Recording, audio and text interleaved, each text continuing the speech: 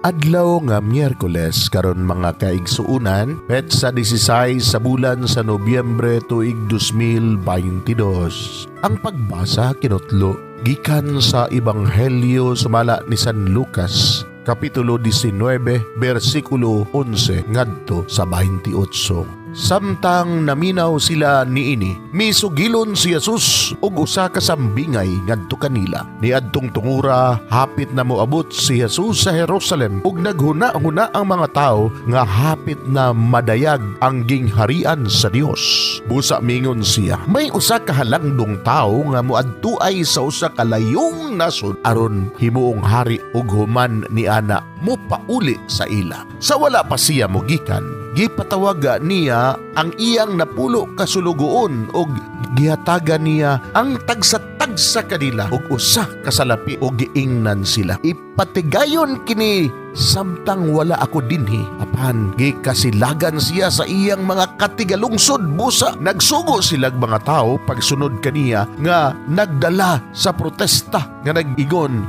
dili kami gusto nga kining tawhana maoy maghari kanamo. Apan siya nahimo gayong hari ug unya mipauli. O gipatawag dayon niya ang iyang mga sulugoon nga gihatagan niya kwarta aron hisayra niya pila ang ilang ginansya. Ang una miadto kaniya ug mingon, "Sir, nakaginansya akog napulo gikan ni adtong puhunan nga imong gihatag kanako." Ug miingon ang taong halangdon, "Maayo, buutan ka nga sulugoon kay kasaligan ka man sa gagmayng mga butang. Piyalan ko ikaw sa napulo ka syudad." Miadto usab ang ikaduhang sulugoon ug mingon, "Sir, nakaganansya akog 5 gikan sa puhunan nga imong gihatag kanako." Ang agalongon mingon kaniya, "Piyalan ko ikaw sa 5 ka syudad." Ug ang ikatulong sulugoon miadto kaniya og mingon, "Sir, ania ang imong salapi? Giputos ko gayud kini og panyo kay nahadlok ako kanimo tungod kay higpit karaba kaayo. Nagkuha ka sa dili imo ug nag-ani sa wala mo ipugas." Ug miingon siya sa iyang sulugon, "Wala ka hinungdan? Gamiton ko ang imong kagalingong mga pulong sa paghukom kanimo. Nasayod ka man di ay nga ako higpit kayo? Nagkuha sa dili ako ug nag-ani sa wala ko ipugas. Nganong wala mo man ideposito sa bangko ang akong salapi? Madawat ko unta kini nga may tubo sa akong pagbalik." Unya mingon siya ni adtong nagtindog didto, "Kuha ka ng kwarta nga na kaniya ug ihatag ngadto sa sulugoon nga may napulo kasalapi." Mingon siya kanila, "Apan sir, duna na siya napulo ka kwartang bulawan." Unya mitubag siya, "Sultihan ko kamo nga ang tanan nga ana ay iya dugangan. Apan siya nga wala gayoy iya, bisan pa ang jutay nga anaa kaniya kuhaon pagayod. Og karon mahitungod sa akong mga kaaway nga dili gusto nga maghari ako kanila, dad-a sila dinhi og pamatya sa akong atubangan."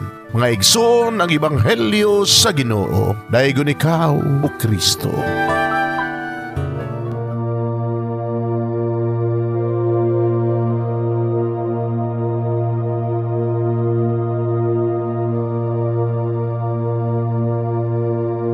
Magampo sa dili pa magsugod sa trabaho. Magampo kita. Sa ngalan samahan, sa Anak ug sa Espiritu Santo. Amen. Langit mo namong Amahan, sa among pagsulod nining trabahoan, among gidala ang imong presensya uban kanamo. Among gipamulong ang imong kalinaw, imong grasya, imong kaluoy, ug ang imong perpektong hanay sa among mga trabaho. Among gipadayag ang imong gahom labaw sa tanan diha sa mga butang nga among mahimo, masulti, mahuna-unaan ug mahukman sulod nining adlaw. Ginoo, nagapasalamat kami sa gasa sa kinabuhi niining bagong adlaw, niining kahigayunan nga kami nakasulod sa trabaho ug mamahimong parte niining nga grupo. Salamat sa mga gasa nga imong gitugyan kanamo. Hamong gamiton kini diha sa pagimaya kanimo. Hatagi kami sa kusog ug kadasig sa pagbuhat sa among mga trabaho. Panalangini ang among mga proyekto, mga ideya ug kusog. Aron sa ingon, bisan sa pinakagamay namong mga kalampusan, magahatag kini sa imong himaya. Mabani kami Ginoo sa among pagtrabaho nining adlaw. Kung kini nga lugar sa inspirasyon ug kusog, tabangi kami nga magtrabaho isip usa ka grupo nga mapakita sa usag-usa ang kamaayo. Himuha kami nga maayo nga makabot namo ang mga butang nga kinahanglan namong buhaton. Himuha kini nga lugar nga puno sa kalipay ug panaghigalaay, ug kamugaway ug kalinaw ang mapatigbabaw niining dapita. Ginoo, kung kami anaa sa kalibog, giyahi kami. Kung kami muwadaan sa kadasig ug paglaom, dasiga kami. Himua nga ang trabaho nga among gihimo ug ang paagi sa among paghimo niini makahatag unta kini og hugot nga pagtuo, kalipay ug pahiyom sa tanan nga among mahimamat karong adlaw.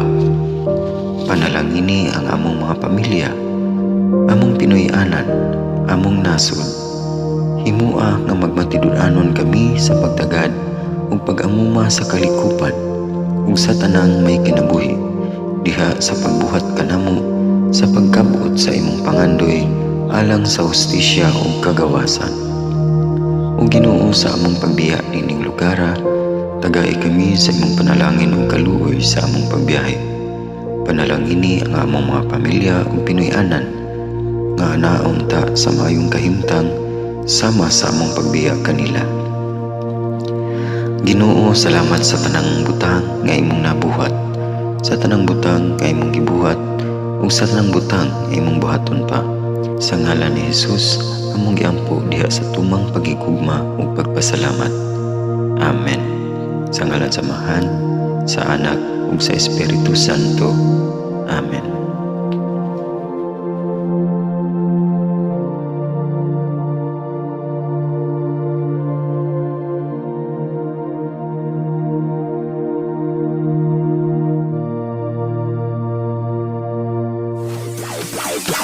Live.